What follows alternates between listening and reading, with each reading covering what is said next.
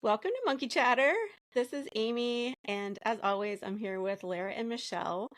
But I'm also super excited to have my personal running coach. Well, she's not just mine, she works with lots of other people too.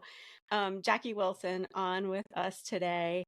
And we're really excited to have her here. As I was making some notes for this, I was like, if I list everything about Jaci, the entire 45 minutes will just be like all of her accomplishments and certifications and all of that. So I just made a note of a few of them, but you can check out her website at JaciWilsonRuns.com and also on social and stuff and see her entire list of so many things. So she is a Roadrunner Club of America certified run coach, a USCA run coach, an 80/20 endurance certified run coach, a VDOT run coach. Is there a certification that you don't have? A certified holistic nutrition coach, also a running coach for the Human Powered Health and the Minnesota Run Series. She's run a bazillion races, from 5Ks to just completing her first ultra a little few weeks ago, where she took first place female and actually got the female course record by like 11 minutes. Is that right? Yeah. Yeah. So yeah, she makes me feel like a total slacker. But we wanted to have her on not only to talk about running, but Jaci does a ton of other stuff. Her kind of thing is all the things. So it's not just about running it. It's your nutrition, it's your strength training, it's your sleep, it's your mental health, all of that. And Jaci has a bit of a unique background in that she has a master's in accounting and has since left that world, kind of. And so we want to talk to her a little bit about the burnout and all of that as well that she experienced in the corporate world, which encouraged her to move into run coaching. So that was a really long introduction. So without further ado, Jaci, do you want to just tell us, so take us back to your accounting days and how you ended up going from accounting to run coaching. Yeah, I sometimes wonder how that happened too. Um, I think like for me, I love routine. I love having a definitive answer and I like problem solving. So that's where accounting came into play. Um, Unfortunately, the path that I took in accounting had to do with a lot of subjective measures.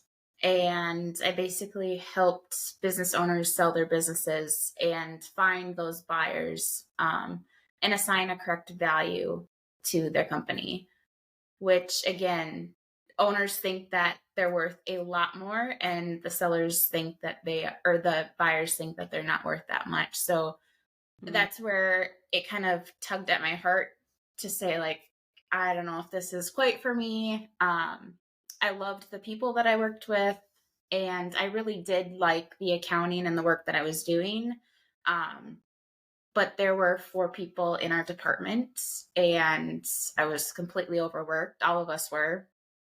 And I just, with all of the household things and just trying to have a life, I couldn't manage it all.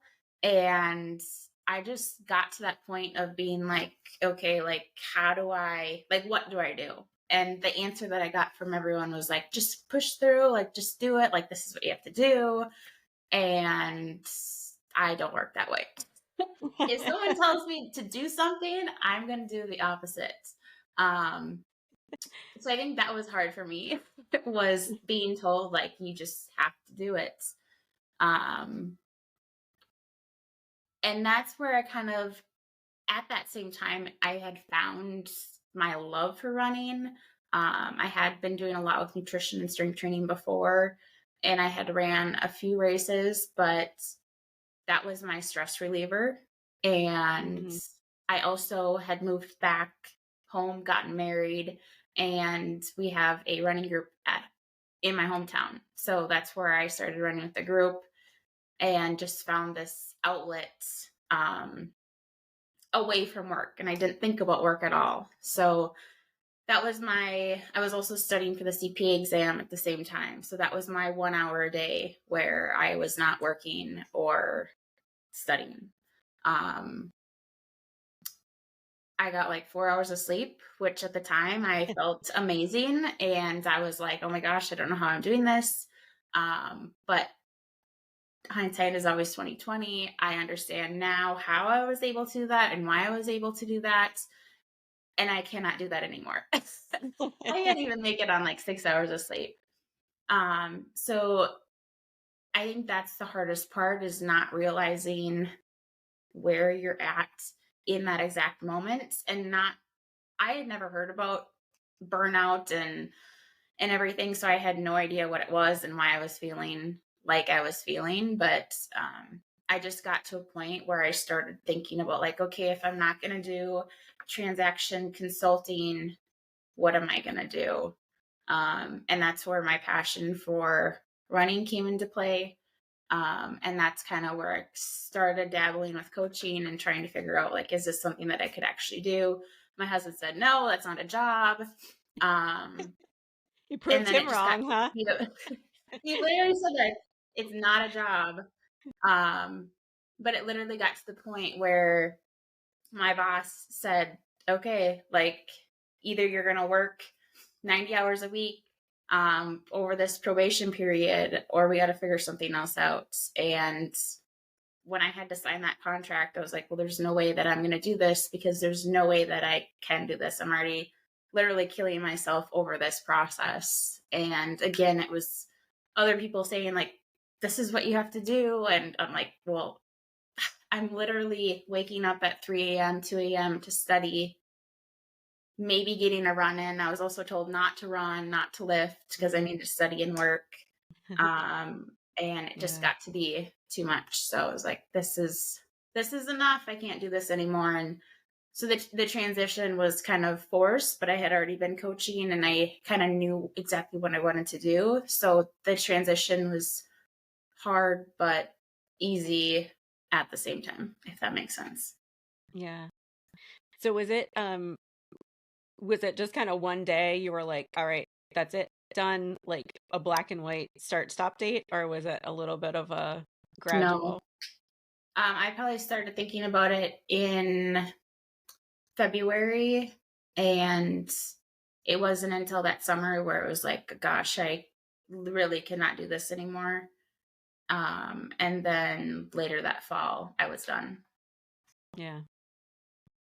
So I know you've talked about this a little bit, and I know you talk about this on your social, and certainly we've had conversations, but like, if you don't mind sharing as much as you're comfortable with, like, what did burnout look like for you? Oh gosh, where do I start with this? Um, I think it first started when I recognized it was, well, I didn't know what it was at the time. Mm, I literally like could not do anything. Like, sat at my computer, looked at a spreadsheet of these companies that I was supposed to be analyzing, and I literally could not do anything. But no one talked about burnout, so I had no idea what it was or that's actually what I was feeling. So it was kind of like a withdrawal from activities, a withdrawal from people, interactions. At one point of the whole cycle over that year, I was like all in on like everything. mm, So there's actually like 12 stages of burnout. And looking back, I can see every single stage that I was in. Um, but it got to be to the point of like physical symptoms of food sensitivities popping up, weight gain, um, waking up every single morning at 2 a.m., even if I wasn't trying to. Like, I was wide awake. There were a lot of physical symptoms, and then the depression hit. And then it was like, okay, I gotta figure this out because there's something that is literally wrong. Because at that time I was marathon training. Um, I ate like all whole foods, and there was nothing that I had changed in my physical activity or my nutrition or anything that would indicate like, okay, I gained 35 pounds in a month. Like there was just, it's like insane to even think about that. But that's what happened. So that's when I really started to be like, okay, like something is actually wrong and I need to figure this out. And what did you find kind of helped you through that then? Because obviously you've come out on the other side now. So Yeah. any advice that you have for people? The number one piece of advice that I have is you have to take a step back and you have to try to, it's hard because you don't know that you're going through it, but you have to rest. And rest is one of the most beneficial things that you can do, I think, for anything. um but especially if you are going through burnout, if you're feeling like not motivated, if you're like, I don't want to do this stuff, if you have like resentment or anger towards other people and you have no idea why, um like lack of desire to do your work or activities that you love to do, um rest always helps. Like even if you're not burnt out, and I think it's beneficial just to unplug for a day, get outside, do something that you love other than like your main focus for the majority of your day. Uh, Michelle, Lara, do you guys have anything? I know this is a topic that's near and dear to Michelle's heart. Yeah, Yeah. mine too. So, So go, yeah, both of us, I think, are big fans of rest. And I It's mean, I so, think it's, yeah. yeah. Go ahead, It's Michelle. so, I think it's so, um, trying to get real rest. Like, I think sometimes when people hear that word, it's hard to really understand, what does that mean exactly, rest, right? So it's not just like sleep more or take a nap, right? Like that Right. can be part of it, Mhm. but I like how you talked about unplugging and doing something, but not sort of your thing, right? So like I can imagine in your world just adding in more running at that point might not have been what you were referring to. So Mhm. what did you do something instead of run when you were trying to build in rest? At that time I was not trying to build and rest because I was told you need to work, you need to study, and you need to sleep. Hmm. That's like, I was told by multiple people that's what you need to do. Like, you should not run, you should not lift. And Hmm. that was like, I have to have like just a little bit for my sanity, or the little bit that I could have. Hmm. Um, so although like I was told not to, I still did. Still ran. Was Yeah. I dumb about it? Yes. Well, But say more about that. Like, what was dumb? Like, cancel that. But what do you think was dumb about the way you did it? How would you have done it differently if you sort of knew then what you know now? I would have slept instead of running. I would have slept instead of waking up at 1 a.m. to go for a run. Hmm. Um, I would have, if I was going to go for a run, I would have ran in the daylight instead of in the middle of the night when no one else knew that I was running. Like I literally hit it because I was told not to. Um, so I wow. think like that's the one thing is like now I prioritize sleep no matter what. It doesn't matter like if like there's rarely an occurrence right now where I will sacrifice sleep. 8 hours is my minimum, and that's not something that I would ever do before. So I think sleep helps everything. And sometimes that's just a hard lesson that people have to learn, is how beneficial it is and how detrimental it can be to literally every aspect of your life if you sacrifice it. Um, so sleep would be the one thing. The second thing that I would do is just like, even if it's 5 minutes of your day, just stop and just breathe. Like, go outside, sit on the couch and do nothing, pet your dog, just like literally just don't do anything. Don't think about anything, just be. And I think that's also extremely beneficial, just to kind of reset your mind and literally breathe so that you can continue on with your day. Yeah. Wow, that's Yeah.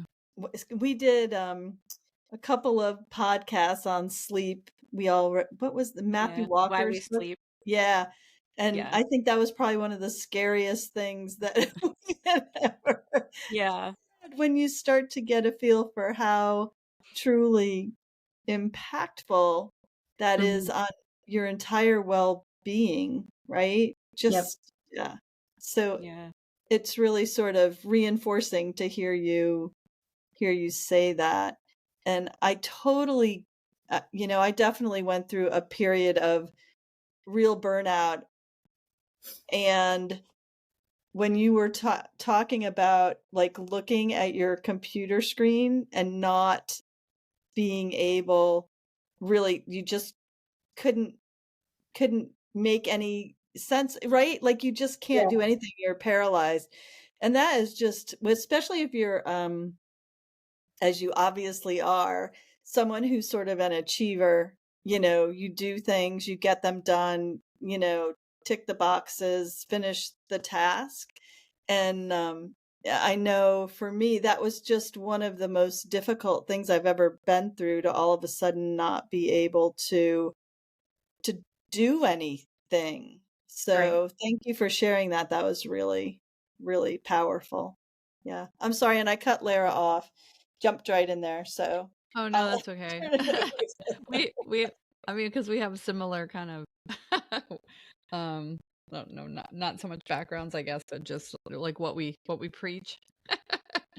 um and I think it's interesting because we can both really relate to burnout too. And I was going to ask Jackie, do you find that people who tend to be the burnout people who are trying to transition into a healthier way of being, are they typically your more high achieving people? I think so, Yeah. because you always want to be doing something. You always want to be achieving something. You always want to be kind of climbing that ladder. And Mm-hmm. like, I still find myself having to take a step back, because I feel like people who haven't been burnt out before are more likely to burn out again. And it can be in different aspects of your life. But I just tend to go, I find the people that I have met who have been burnt out before go hard at something, and then they burn out it. And then they find something else that's absolutely amazing, and they go hard at it, and then they burn out. So it's almost as if I don't believe in balance, but it's almost as if someone cannot find balance between different aspects of their life. Yeah. Well, that's super interesting. Tell us, because we all hear about like, oh, it's all about balance. Tell me more about, not, you said you don't believe in balance, so there must be Mhm. something there. So I'd love to hear that. Yeah, so I don't believe in balance because I can't be a good coach, I can't be a good athlete, I can't be a good wife, I can't be a good daughter all at the same time. So I have to Mm. really dedicate, like, so for an example, Grandma's Marathon in Duluth was 2 weekends ago.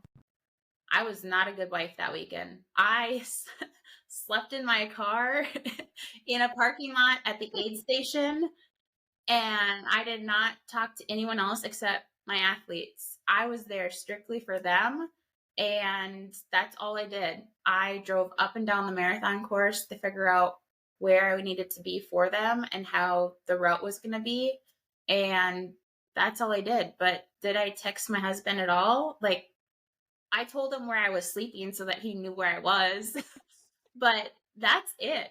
And then as soon as I got home on Sunday, then I didn't do anything else except garden and spend time with him and the dogs and everything. So I think I'm kind of like, when it comes to work, I like to block my work, and I feel like that's most efficient and effective in being focused in what your main focus is right now. Because if I try to do everything at once, I'm just scatterbrained, and the quality of any of that work is subpar. So if I can say, okay, these are my priorities, this is what I'm focused on, then that's what I'm going to focus on. And then the next day, what am I focusing on? So I just don't believe that you can be everything at once. You can try, but I don't think anyone's going to respect any part of what you're doing because it's not really there. I mean, to me, that is super refreshing to hear, because I think especially women, we're known as to be good multitaskers, and I think we naturally do multitask or task stacking or what is that thing? There's something Amy calls it, something stacking. Habit stacking. Oh, Habit stacking. Yeah, which to me is the same as multitasking. But I love the idea that you're not saying you have to balance everything all at once, because then it's like the jack of all trades, you're master of none. Mhm. So you're focusing on a specific task, you're getting that focus 100%. And then when you're done with that, you're being present for something else. So your full presence is required no matter what you're doing. Mhm. And I love that. Like it's like blocking, like you said, the blocking of, this is what I'm focused on in this time period, but then I'm going to refocus and have a whole different goal for this next time period. Mhm. I love that. And the whole being present and being mindful, I mean, that's totally my jam. I love all that. I feel like, I mean, yeah, I've had to give my permission to rest, if you will, so many times since I opened a business, because the whole reason I did it was because I wanted to provide a space for people to come and rest, find rest. And then I get there and I'm like this, type A overachiever personality. And I'm just like, okay, it's Sunday and I'm open. So I like to work that day because it's only 3 hours. But I'm like, I got to be doing something. And I was like, no, I don't have to be doing something. It's Sunday afternoon. I've got great clients and I've got this little time where they're busy and they're doing their session. I'm just going to sit and meditate or listen to music or draw. That sounds kind of like what you are offering your clients a little bit, is a new way to look at things. I think so. Amy was in a mindset group that I did with another coach, and one of the activities that we did was to demonstrate how hard multitasking is. And we asked I remember this. Yeah, you should. We asked everyone to write the ABCs on a line, and then we asked everyone to write 1 through 26 on a line, and we timed them.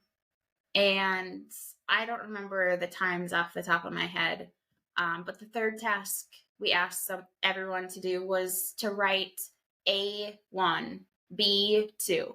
And you had to do that for the entire alphabet and 1 through 26.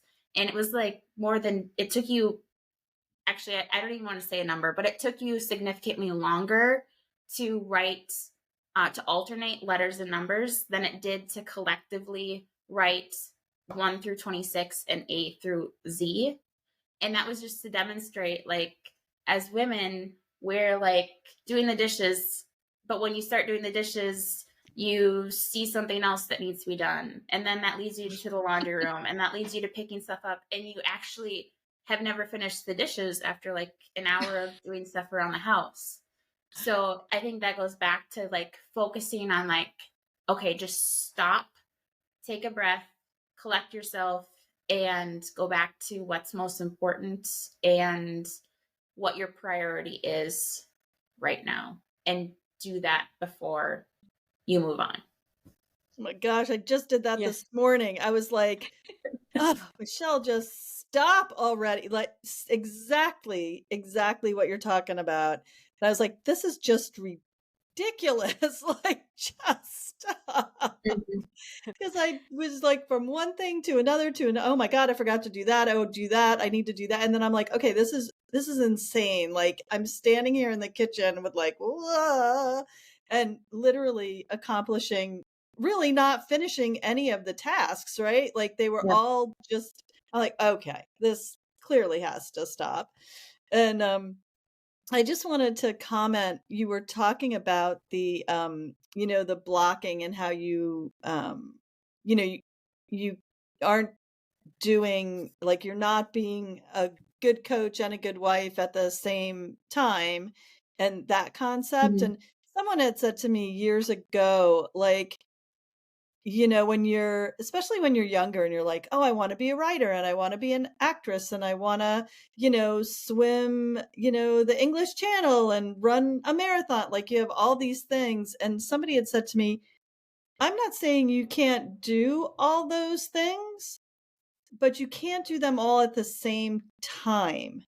And Mhm. I thought that was such a beautiful way to look at your life. Like, instead of, oh, if I do this thing, I have to give it up forever, right? So if I'm going to be a really good wife and mom, let's say, that means I can't be a writer or I can't, you know, and the truth is you can't do everything all at once, even in the big picture, right? Forget about just the little picture in a day.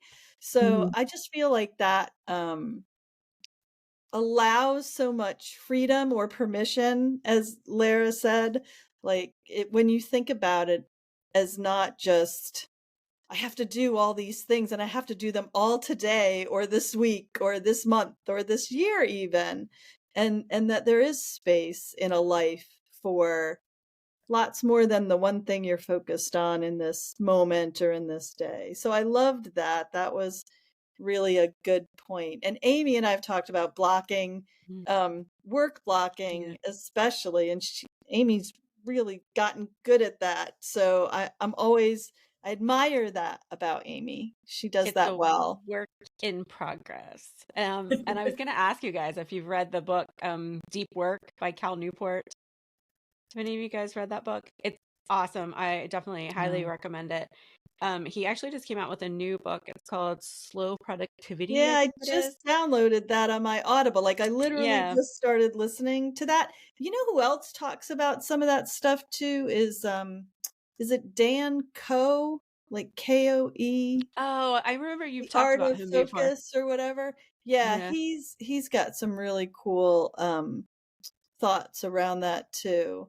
I Yeah. really The, appreciate that people are looking at that. But the thing I don't see are, because those are both men, right? mm, I look for, like, who are the women who are doing this and talking about this, because we traditionally are the ones balancing the home, the kids, the work, so I if anybody finds a woman who's writing about this topic, I would love to read that too. Yeah. yeah, and I do think that that Deep Work book was kind of a game changer for me. I read it probably 2 or 3 years ago. Because I too was like all over the place, like jumping from one thing to another. I'm like, this is craziness.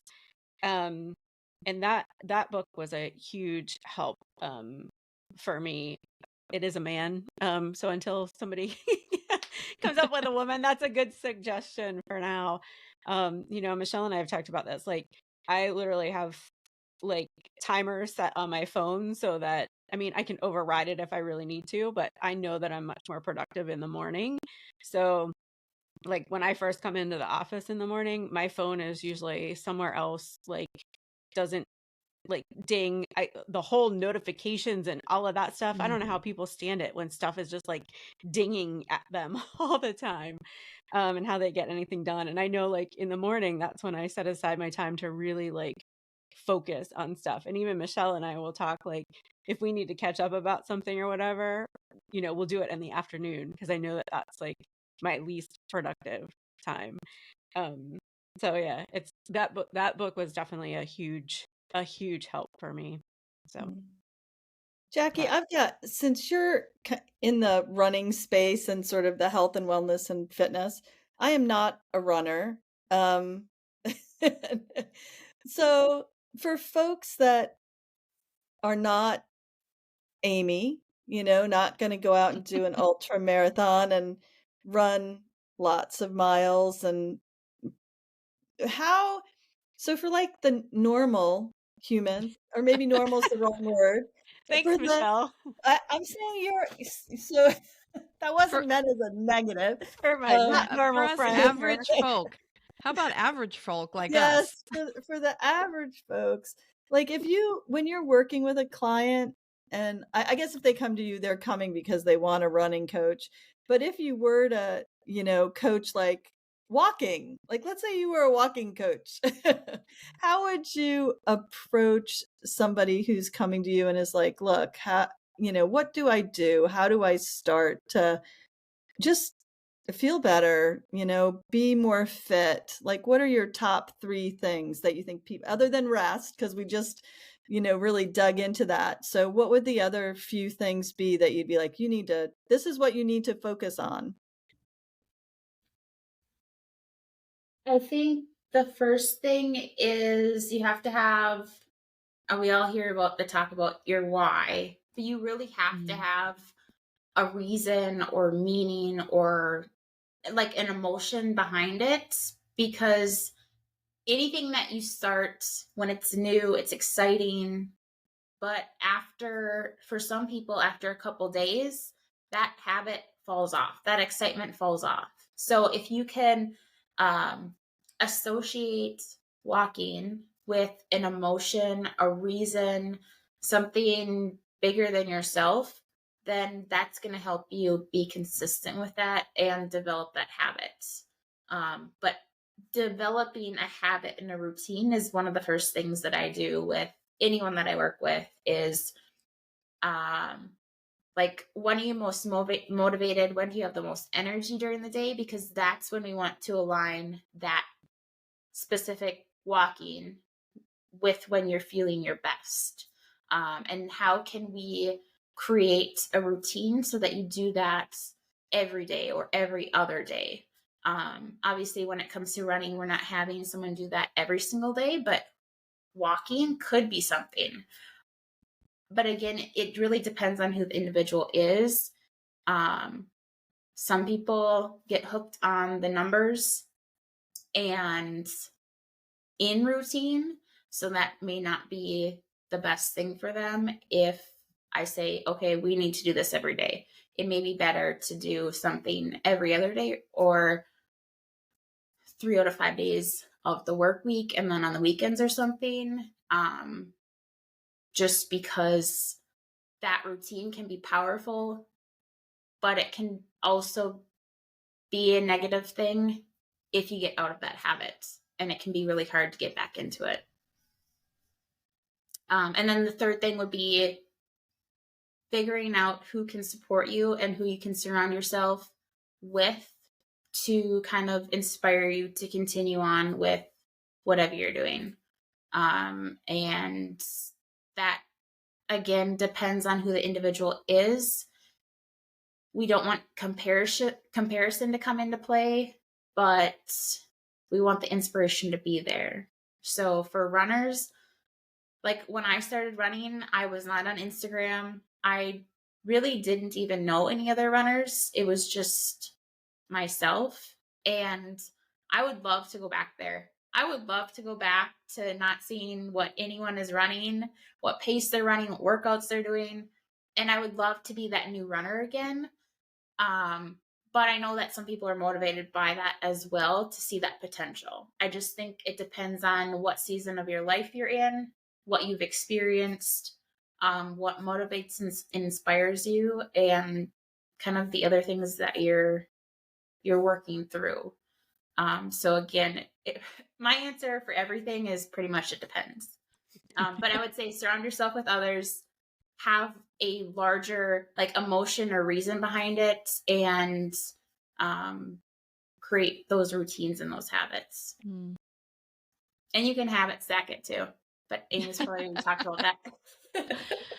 I love that answer, because that was almost the same answer that I would expect from my motivation question, and I love that it depends. And to me, that's the holistic approach that you talked about. So maybe talk a little bit more about how that holistic view, like how did you come into working with that? How do you work with new clients when it comes to holistic? It sounds like you're really getting behind like the emotion and the why, and the goals that they want to reach, and obviously there's a lot more to it than just getting out there and creating the habit of running. There's like you said, nutrition and rest and routine and all of that. So maybe talk a little bit more about how that evolved for you.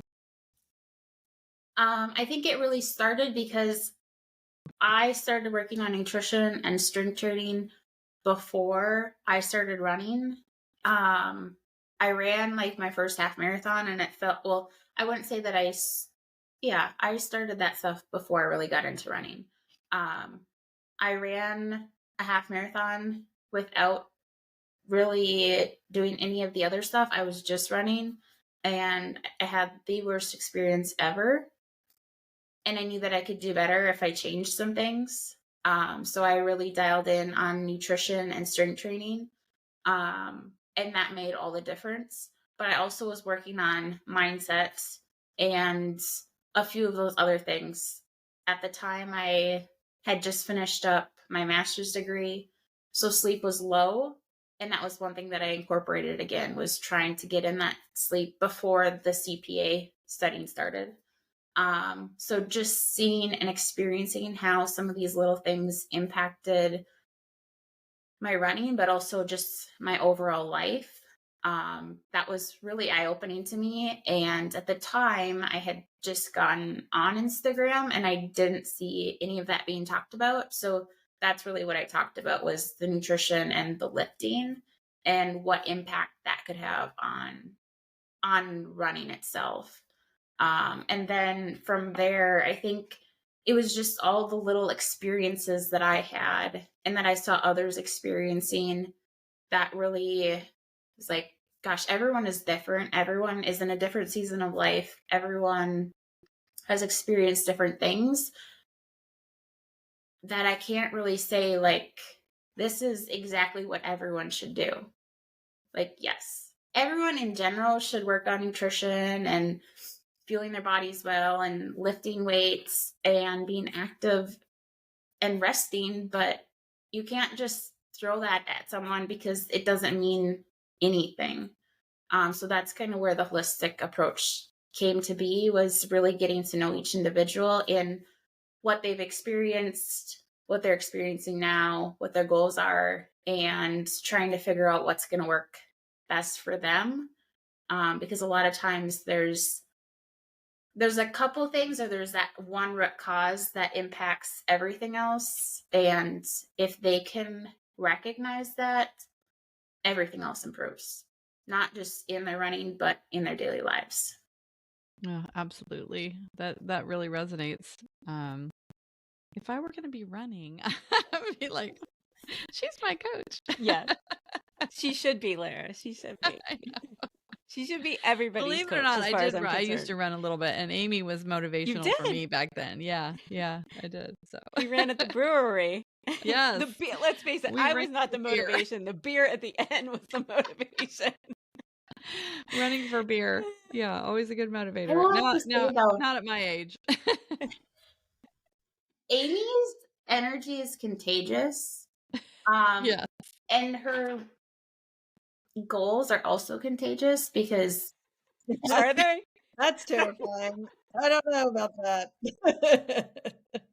because when I started really getting into racing half marathons and marathons, again, my husband said, you're not gonna, and I had a few friends in town that were running 100-milers, ultra distances, and he said, well, you're not gonna do that.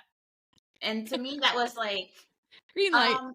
You can't say that. Like, you can't tell me what I can and can't do. And I feel like every time that Amy and I have a call, I'm like on ultra sign up. Like, oh my gosh, which races are by me? Which races can I drive to? Like, what could I actually do? And that's like really how I got into the 50K was I had been training for a marathon and I couldn't really make one work. And I found this 50K. And I would not have even considered it if I didn't know Amy. Like, I would still, I don't even know what I would be doing. But now I'm like signed up for this crazy, endless race. And again, that's because every time I get off a call with Amy, I find myself Googling these races that I don't even know exist. And then, like, I'm sending her these messages about, like, well, maybe I could do this one. She's like, well, what about this? I'm like, really? But I have no idea. I have no idea if I did that. I probably have, well, and okay, I'm someone who also doesn't close tabs. So right now in my phone, I have 79 tabs opened up in Google Chrome. And the last 10 of them are all ultra races. So that is so funny. Well, I love that there's like, I love the coach student or coach client back and forth that goes on, because that's really cool. Well, okay. And then before Amy did her 82 miles, we sat down. What did we talk for almost 2 hours? Oh, yeah. It was a really long time. It was awesome. It was. I was so excited. I like created a spreadsheet for myself. I'm like, what am I doing right now? But I'm just going with it. And I think, again, that's where like the inspiration can come into play of surrounding yourself with others unintentionally with exciting things that, again, it's also part of that type A overachiever of, okay, I've done the marathon, like what's next? What's that next bigger thing? Done the 50K, what's that next bigger thing? But that's what keeps it exciting. And that's kind of what prevents that burnout. Like, burnout can always come into that, but you kind of have to figure out how to work with it. Like, am I doing too much? Am I going too hard at it? Or am I just trying to figure out my peace within all of it?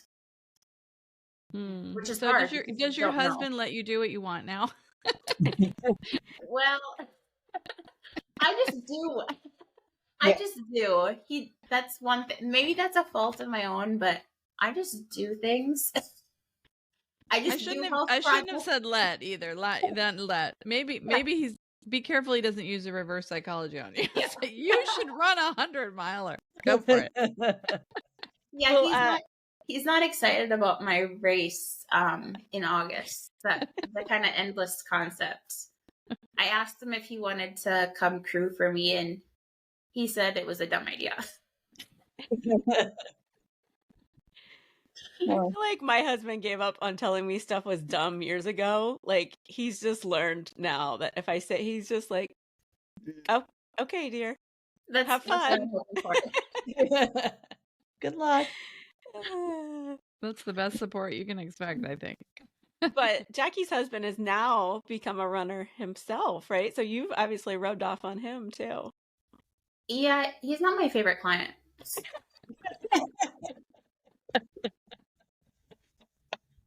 Like, it makes me appreciate Amy even more because she does what I tell her to do. He doesn't always do what I tell him to do.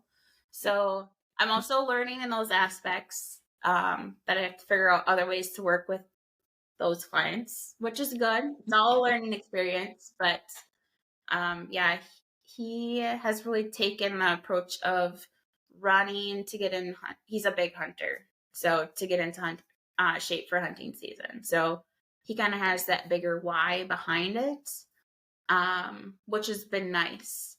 So he's training for his first half marathon it's July at the end of the month. That's great. He doesn't always enjoy it. He didn't enjoy a run yesterday, but he still does it. Does he help you? Does he help hone your skills on dealing with difficult clients? Oh, I don't know. Because everyone is so different. And I feel like sometimes he challenges me on purpose and he knows that he's kind of pushing some buttons. Whereas if I'm having a conversation with a client, like they're not intentionally doing that. So I think it's just because I know that he's actually doing that. A whole different dynamic. Yes. Michelle's shaking her head. Maybe Billy could hire Jaci for running coach for hunting. I don't think hunting season. Yeah, I don't think his body would hold up to the running part, but he is really conscious about his fitness in the woods during hunting season. And he will comment on, how either good he's doing or how, hard it was or yeah. So it is a real thing. Yeah. Mhm. It's Does hard his to yoga drag, too. right? Yeah, he does yoga. He is a yoga guy. And that's made a huge difference. I mean, you start to get a little older like we are, and your body doesn't let you get away with as much, And if you got to drag a deer out of the woods for 3 miles and you're the only one there, like you better have a little fitness behind you or that's not going to end well. So he'll appreciate that. He listens to our podcast. So hi, Bill. Hi, Bill. You're not Hi, the only Billy. He's not in your office right now. No, he is not. He has gone and done whatever it is he goes and does. So, yeah. But he'll appreciate that, Jaci. Thank you for sharing that about your husband. Okay, well, we could certainly talk to you forever, Jaci. I know that you and I can certainly have some pretty long conversations.